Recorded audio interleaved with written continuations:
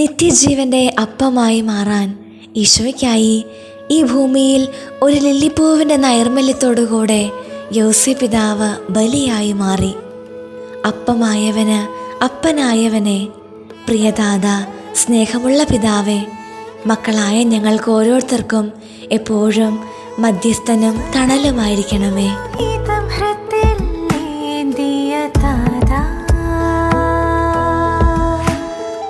സ്വർഗീയ